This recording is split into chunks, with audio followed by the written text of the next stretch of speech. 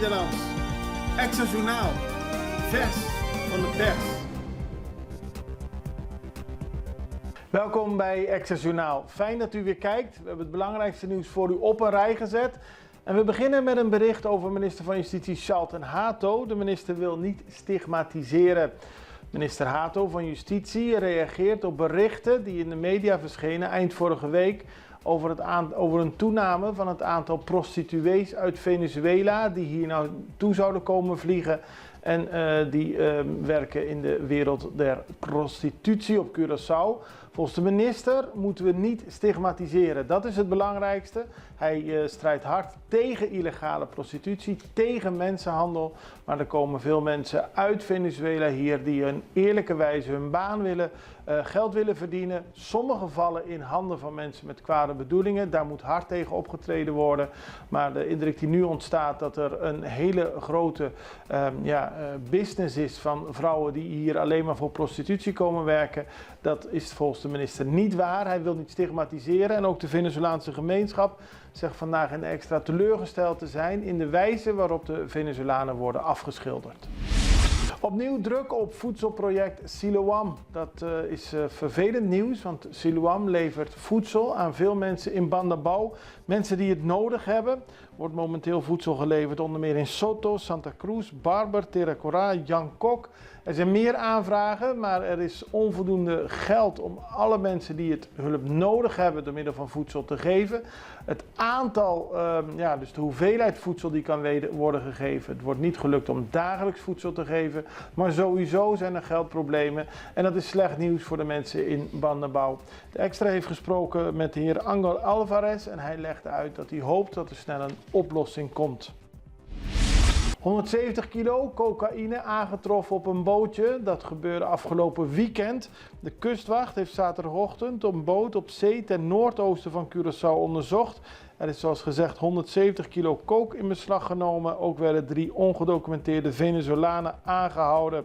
De mannen en de drugs zijn overgedragen aan de politie. De drugs is inmiddels vernietigd.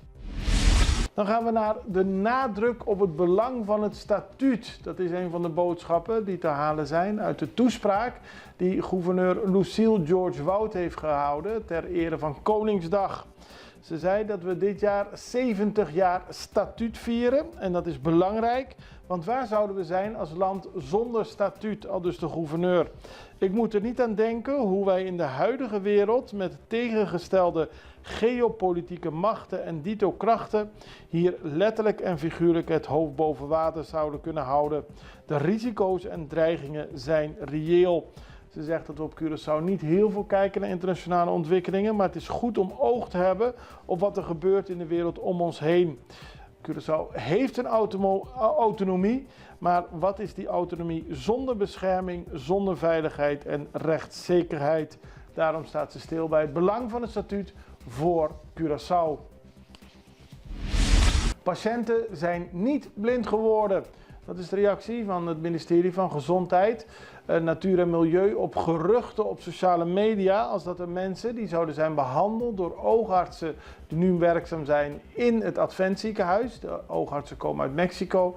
Dat die iemand geopereerd hebben die daarna blind zou zijn geraakt. Absoluut onwaar, zegt het ministerie. Die legt daar juist uit dat het goed is dat er mensen uit het buitenland hier gehaald worden om de achterstanden op te lossen die er zijn op het gebied van oogoperaties.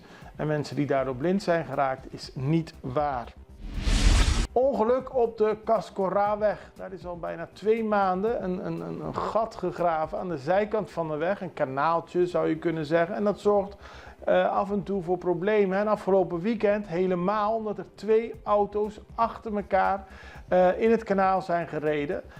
Daarbij is 1 chauffeur gewond geraakt. De ambulance moest komen om te kijken. Maar vooral het feit dat het verkeer daardoor last heeft, zorgt voor veel mensen voor problemen. En daar moet iets aan gedaan worden. Al dus buurtbewoners vandaag in de Extra. Jurendi Martina toegejuicht op Curaçao. Het was Curaçao Sprintfest afgelopen zondag. Het was een groots evenement met topatleten uit Nederland, België, Zwitserland, Oekraïne en uit Curaçao. Een van de bekendste Curaçaose atleten, Jurendi Martina, liep na 19 jaar weer een officiële wedstrijd op Curaçao. Hij werd daarbij toegejuicht door het publiek.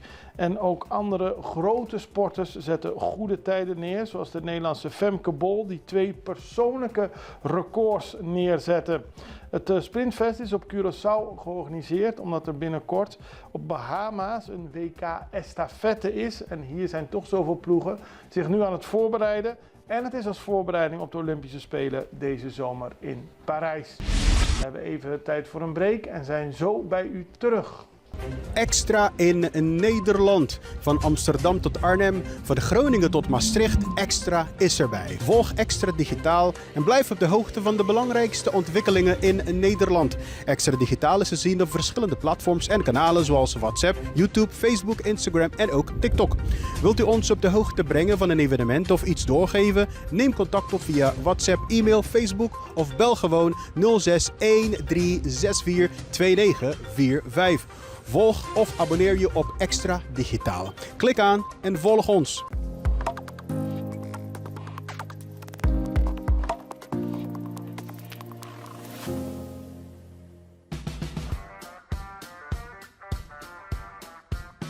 Welkom bij Heavy Mix Concrete.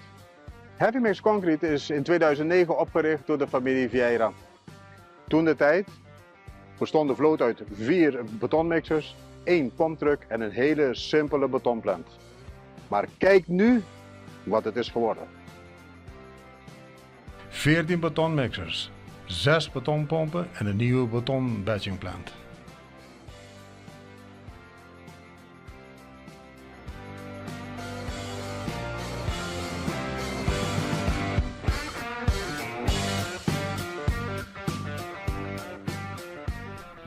Bij onze nieuwe batchingplant vindt de menging plaats in de mixer van de betoncentrale en niet in de truckmixer.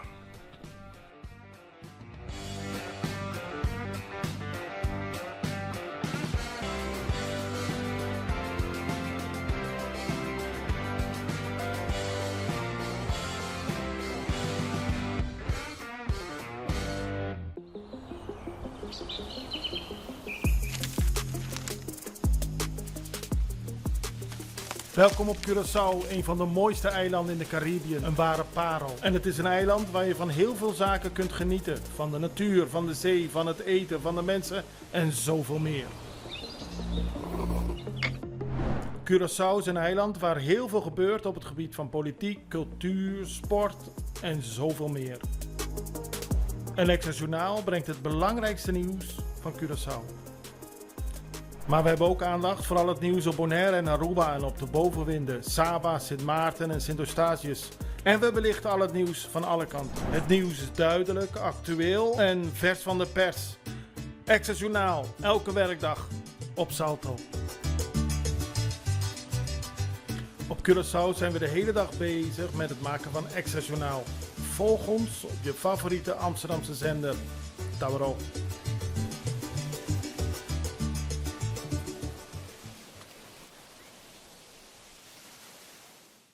En we beginnen op Sint Maarten, want daar komt op 3 mei een nieuwe regering. Dat hebben we eerder aangekondigd. De gouverneur heeft gezegd dat hij 5 ministers zal beëdigen. Ook een gevolmachtigde minister en een kandidaat gevolmachtigde minister. Maar er zijn nog 2 posten open. Eén daarvan is van Rion Peterson. Hij zou minister worden namens de PFP. Maar zijn decreet is nog niet getekend. Dat heeft ermee te maken dat Peterson tijdens een verkeersongeval enige tijd geleden iemand heeft geduwd. Die persoon is naar de rechter gestapt. Uiteindelijk is er een veroordeling plaatsgevonden omdat Peterson de persoon duwde. Maar hij heeft geen straf opgelegd gekregen. En volgens Peterson is er geen reden dat hij geen minister zou kunnen worden. Hij verwijst naar Eduard Braan, die eerder ook geen minister kon worden. Omdat hij 20 jaar geleden, niet vergelijkbaar in een zaak, maar ook iemand naar de rechter stapte omdat hij zich zou hebben misdragen. Nu bij Peterson zegt hij dat er alle reden is dat hij gewoon minister kan worden.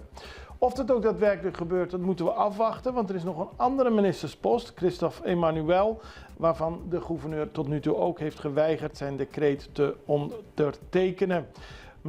Openbaar Ministerie heeft aangegeven dat er onderzoeken lopen naar Christophe Emmanuel, maar er is nog geen duidelijkheid over waar het onderzoek precies over gaat. Dus het is nog de vraag of deze 2 ministersposten daadwerkelijk nog binnenkort vervuld zullen worden. In ieder geval op 3 mei komt er al een regering met 5 ministers, een gevolmachtigde minister en een kandidaat gevolmachtigde minister. In het geval van Braam ging het om misbruik, meer dan 20 jaar geleden. In het geval van Pietersen om duwen bij een ongeluk.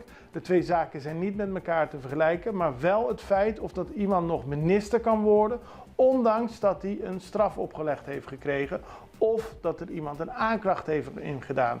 Het is een juridische zaak die de komende dagen verder uitgewerkt zal worden. Dan gaan we naar staatssecretaris Van Huffelen. Die heeft afgelopen vrijdag een persconferentie gegeven via Zoom met de pers hier in het Caribisch gebied. En een van de vragen vanuit de Extra was waarom zij in een brief aan de Tweede Kamer heeft gezegd dat er zoveel vertraging is in het nemen van beslissingen. Volgens de minister heeft zij gezegd dat Curaçao te lang wacht met het nemen van beslissingen, dat er te weinig daadkracht is. We vroegen haar daarover of ze daarover al contact heeft gehad met de Curaçaose regering. En dit is de reactie van de staatssecretaris. Ja, nou ik heb daar zeker contact over gehad. En mijn team ook. Overigens, de berichtgeving was dat ik alleen maar heel negatief was over Curaçao en dat klopt niet. Ik heb een reis gemaakt een paar weken geleden langs alle 3 de landen. En hebben we met de teams en de regeringen daar gesproken over de uitvoering van de landspakketten. En op Curaçao heb ik aangegeven dat ik blij ben met een aantal belangrijke thema's die inmiddels gerealiseerd zijn. Zoals bijvoorbeeld het aanpakken van de schoolgebouwen. Ik heb ook een van die scholen bezocht, of 2 zelfs. Maar dat er ook nog wel dingen zijn waar inderdaad werk te doen is. Waar hard aan gewerkt moet worden. Nou, dat gaat bijvoorbeeld over de hervorming van de sociale zekerheid. Overigens zag ik daar vanochtend in het Antilliaans Dagblad een bericht over dat daar nu ook afspraken over gemaakt zijn tussen minister L'Harmonie en de vakbonden en andere partijen. Dus daar worden nu ook verder stappen gezet, lijkt het in ieder geval. Maar er is nog meer te doen, ook op het gebied van bijvoorbeeld het veranderen van de overheidsdienst zelf. Er zijn hele goede stappen gezet en voorbereidingen getroffen op Curaçao. Maar die moeten nog wel worden uitgevoerd. En daar hebben we het ook over gehad. Dus wat in die brief staat is ook wat ik heb besproken met de regeringen van de 3 landen. Maar nou ja, zo kan het natuurlijk. En dat is ook de persvrijheid. Kwam het in het Antilliaans Dagblad vooral wel heel negatief over. Terwijl er ook, ik ook heb gesproken en ook in de krant. En dat stond overigens ook wel in de spread hoor, maar niet in de kop.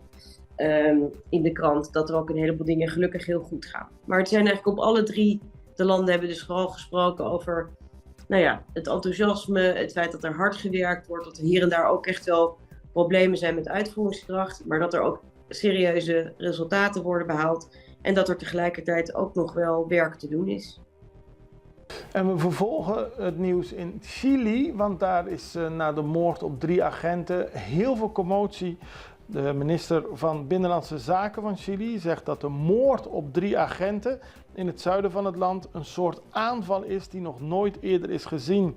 De drievoudige moord vond plaats in de vroege ochtend van zaterdag, 500 kilometer ten zuiden van hoofdstad Santiago. Op dezelfde dag vierde de nieuwe politieinstelling haar verjaardag. En het wordt beschouwd als een van de ergste aanvallen op politie-eenheden in het gebied. In het gebied zijn sowieso regelmatig brandstichtingen. Er wordt geageerd tegen bosbouwmachines. En het is ongebruikelijk in Chili, zo zeggen de autoriteiten, dat er geweld wordt uitgeoefend tegen politieagenten. Het niveau van geweld is enorm. De moord heeft heel veel mensen geschrokken. En het gaat in ieder geval om een moord, omdat de carabineros, de agenten, zijn doodgeschoten. Nadat ze waren overleden, werden ze achter in de vrachtwagen gelegd die in brand werd gestoken. De wapens die zich bij zich hadden en de helmen werden ook gestolen. Ze zijn vermoord en het is niet bekend onder welke omstandigheden, al dus de autoriteiten, die alles op alles doen om de zaak op te lossen en te voorkomen dat er meer van dergelijk geweld in Chili gaat ontstaan. Dit was het belangrijkste nieuws. Dit was Extra Journaal. Wij zijn er morgen weer en ik hoop u ook. Het allerbeste. Tot ziens. Dag.